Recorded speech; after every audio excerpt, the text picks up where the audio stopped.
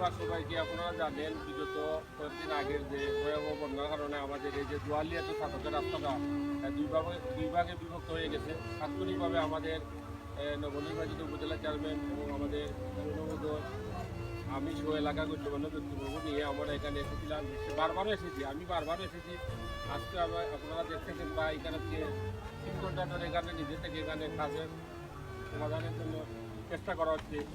এই যে হাজার হাজার মানুষের দুর্ভোগের জন্য আমরা ব্যক্তিগত পক্ষ থেকে চেয়ারম্যান সাহেব উপজেলা চেয়ারম্যান সাহেব ব্যক্তিগত পক্ষ থেকে টাকা দিয়েছেন এবং আমাদের ইউনো পক্ষ টাকা দিয়েছেন। যদিও বেডনেস থেকে অনেক আমরা কম পেয়েছি, তারপরে ধন্যবাদ দিই সবাইকে যারা এখানে এসেছেন।